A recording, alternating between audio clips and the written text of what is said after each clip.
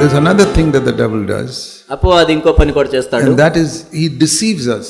మనల్ని మోసం చేస్తాడు. That is even more tricky.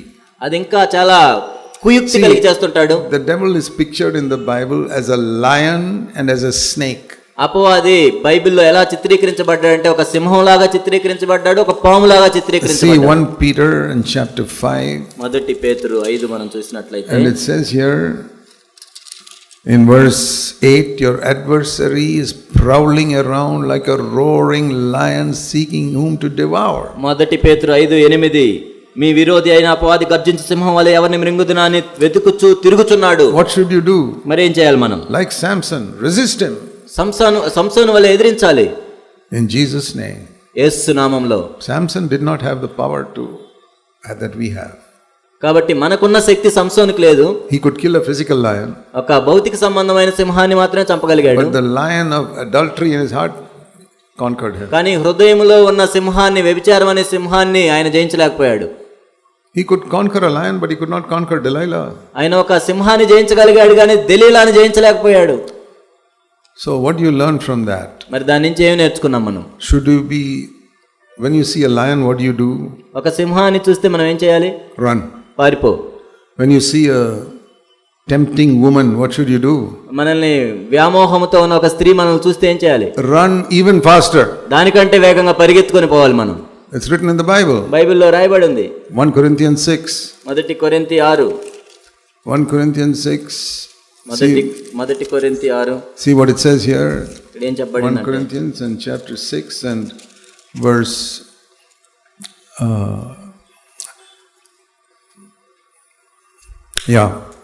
flee from, verse 18, flee from immorality. జారత్వమునకు దూరముగా పారిపోవుడి. Don't try to face it. దాన్ని ఎదుర్కోవద్దు. A tempting woman comes. శోధించే స్త్రీ వస్తే, whether on a computer screen, ఆ computer screen మీద కానీ, or in your smartphone, లేకపోతే నీ smart phone లో కానీ, tempting woman, శోధించే స్త్రీ, or in real life in your office, లేకపోతే మీ ఆఫీస్ లో నిజంగా కూడా, or your neighborhood, లేకపోతే మీ పక్కింట్లోనో, or on the street, లేకపోతే ఒక వీధిలోనో, tempting woman, ఒక శోధించే స్త్రీ, don't stand there and try to resist it. ఏదో అక్కడ నిలబడి మీరు ఏదో ఎదుర్కోవద్దు. You will fall. తప్పకుండా నువ్వు పడిపోతావు. Run away from that computer. ఆ కంప్యూటర్ నుంచి పారిపోవాలి. Turn off that smartphone. ఆ స్మార్ట్ ఫోన్ ఆపేయాలి. Flee from immorality. జారత్వమునకు దూరంగా పారిపోవాలి. If the devil comes, అపవాది వచ్చినట్లయితే don't flee. పారిపోవద్దు. Resist him, he will flee. ఎదిరించండి, పారిపోతాడు. But if a woman comes, కానీ ఒక స్త్రీ వస్తే tempting you, నిన్ను శోధిస్తున్నట్లయితే don't resist him. It says flee. ఎదిరించొద్దు, పారిపో.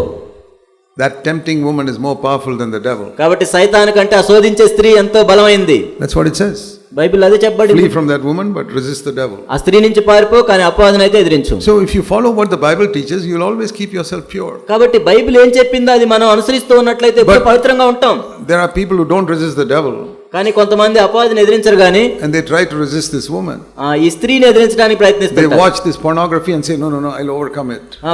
భూత బొమ్మలు చూస్తూ ఉండి నేను జయించాలంటారు. They cannot overcome it. They become slaves. వాళ్ళు జయించలేరు, బానిసలు అవుతారు. And their mind is ruined, their marriage is ruined. వాళ్ళ మనసులు పాడైపోతాయి, వాళ్ళ వివాహాలు పాడైపోతాయి. Be careful and follow the scriptures. కాబట్టి మీరు జాగ్రత్తగా ఉండి లేఖనాలను అనుసరించాలి. The devil is trying more and more to get a grip on your life. కాబట్టి నీ జీవితం మీద ఎక్కువగా పట్టు సాధించడానికి సైతాను ప్రయత్నిస్తూ ఉన్నాడు. And he gets a grip by you're not forgiving somebody.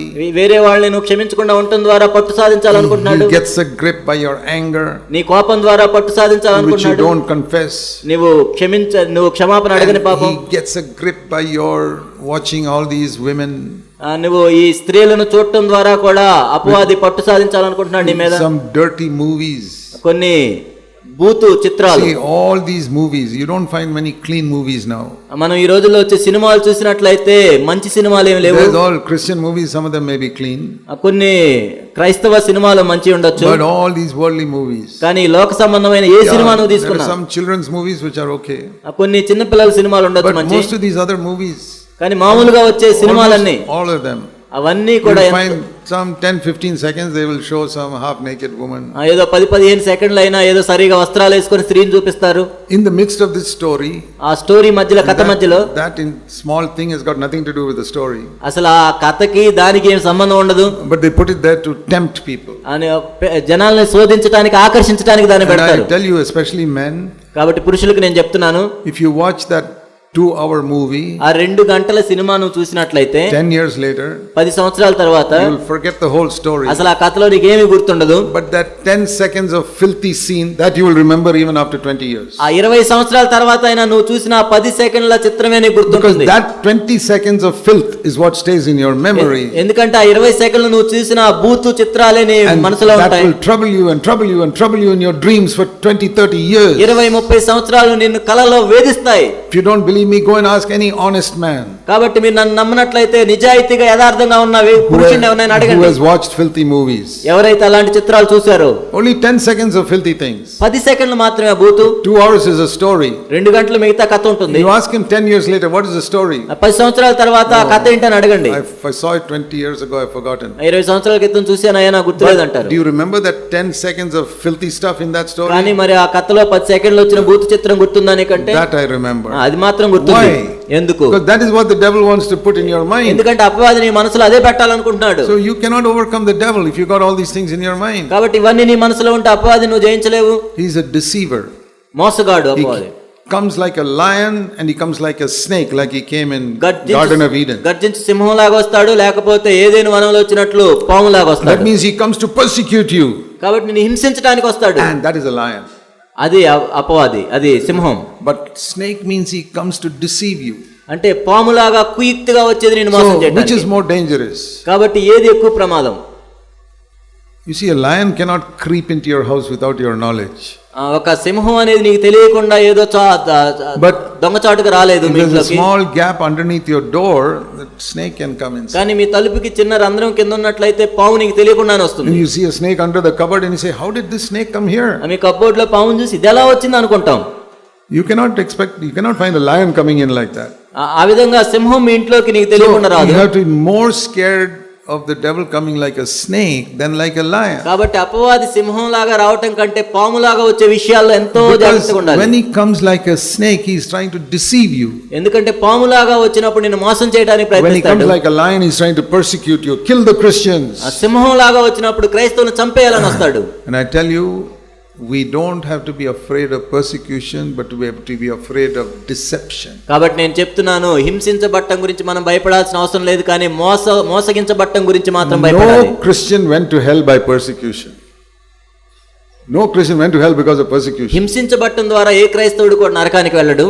Persecution makes people stronger Christians. హింసించబట్టం ద్వారా నేను ఇంకా బలమైన క్రైస్తవునిగా మారుతాను. In the first 3 centuries there was so much persecution. మొదటి 3 శతాబ్దాలు మనం చూసినట్లయితే ఎన్నో హింసల ద్వారా వాళ్ళు వెళ్ళారు. And many people were martyrs. అనేక మంది హతసాక్షులయ్యారు. And you know there was a saying in those days, ఆ రోజుల్లో ఒక మాట ఉంటుంది తెలుసా? the blood of the martyrs is the seed from which the church is born. ఆ హతసాక్షుల రక్తం ద్వారా సంఘం ఉద్భవించింది అని The చెప్తారు. blood of the martyrs is the seed of the church. సంఘానికి విత్తనం ఏంటంటే హతసాక్షుల So రక్తమే. the devil discovered persecution can never kill the church. అపవాదికి అర్థమైంది, ఇలా క్రైస్తవులు హింసించడం ద్వారా నేను నాశనం చేయలేను దీన్ని. Do you know today the place where there's no persecution is somewhere like America? మీరు చూసినట్లయితే ఇప్పుడు అమెరికాలో చూసినట్లయితే క్రైస్తవుల మీద హింసలు ఉండవు. But do you think the best Christians in the world are there? అంటే మీరు అనుకుంటున్నారు అమెరికాలో శ్రేష్టమైన క్రైస్తవులు They're ఉన్నారా? all worldly. వాళ్ళందరూ లోకానుసారులు. The place where the persecution of Christians is China. చైనాలో ఎంతో హింసలు ఉన్నాయి క్రైస్తవులకి. There we have the best Christians. శ్రేష్టమైన క్రైస్తవులు చైనాలో ఉంటారు. Because they are persecuted. ఎందుకంటే వాళ్ళు ఎంతో హింసించబడ్డారు. Persecution brings out the best Christians. కాబట్టి హింస అనేది శ్రేష్టమైన క్రైస్తవులను తయారు చేస్తుంది. If God wants to purify the churches in India, భారతదేశంలోని సంఘాన్ని దేవుడు పవిత్రపరచాలనుకుంటే he will send persecution. ఆయన హింసను అనుమతిస్తాడు. And when it comes, అది వచ్చినప్పుడు I say, okay, Lord, praise the Lord, you're trying to purify the church. ఓ ప్రభువా మీకు వందనాలు, మీరు సంఘాన్ని పవిత్రపరచాలనుకుంటున్నారు. Church will become smaller because a lot of people will compromise. ఆ సంఘం అనేది సంఖ్యలో తగ్గిపోతూ ఉంటుంది, అనేక మంది రాజీ పడతారు. They will bow down to the devil. వాళ్ళు అపవాదికి మోకాళ్ళుని ఆరాధిస్తారు. Some Christians will remain true. కానీ కొంతమంది క్రైస్తవులు ఎంతో నమ్మకం కలిగి ఉంటారు. Persecution is like a fire. హింస అనేది ఒక అగ్ని లాంటిది. You put all these metals into it and only gold will come out. కాబట్టి నువ్వు మిగతావన్నీ వేసినప్పుడు కేవలం బంగారం మాత్రమే బయటకు Like వస్తుంది. these goldsmiths purify false gold by putting into the fire. ఒక కంసలి వాడు ఒకవేళ రోల్డ్ గోల్డ్ ని అక్కడ వేసినప్పుడు And నిజమైతేనే the వస్తుంది, pure gold will be left. ఒక శుద్ధమైన సువర్ణం మాత్రమే అక్కడ మిగులుతుంది. So we have to be more afraid of deception. కాబట్టి మోసం గురించి మనం భయపడాలి. Deception, I told you about preachers who claim to be servants of God but are interested in your money. మోసం అంటే నేను చెప్పాను, ఏదో మేము దైవ సేవకులు అని చెప్పి మీ డబ్బు కోసం So పరిచయం in చేసేవాళ్ళు ఉన్నారు. 2 Timothy 3, 2 Timothy 3 it says in verse 5, 5వ వచనం, in the last days అంత్య దినాల్లో there will be people who have a form of godliness but no power. దైవ భక్తి వాళ్ళకి పైన ఉంటుంది కానీ వాళ్ళకి దేవుని శక్తిని ఆశ్రయించరు. 2 Timothy 3 verse 5. 2 Timothy 3:5, People who have a form of godliness but deny its power. పైకి భక్తి గల వారి వలె ఉంటారు కానీ వాళ్ళు దేవుని శక్తిని ఆశ్రయించరు. There is a power of godliness, there is a form of godliness. ఆ దైవ భక్తి అనే రూపం అనేది ఉంటుంది, దైవ భక్తి గల శక్తి ఉంటుంది. The form of godliness is the words. ఆ శక్తి కలిగి జస్ట్ దైవ భక్తి అనే రూపం ఏంటంటే కేవలం మాటలు. I believe the doctrines. నేను ఆ సిద్ధాంతాలను నమ్ముతాను. We say praise the Lord brother.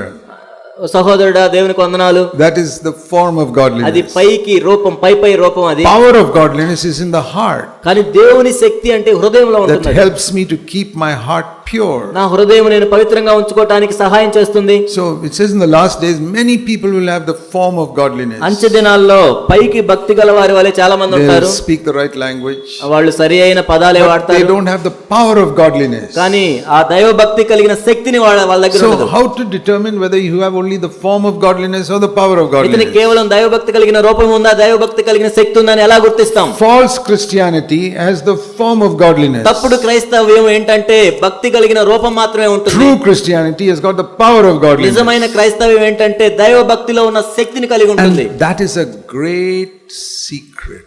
అదే ఎంతో గొప్ప మర్మం.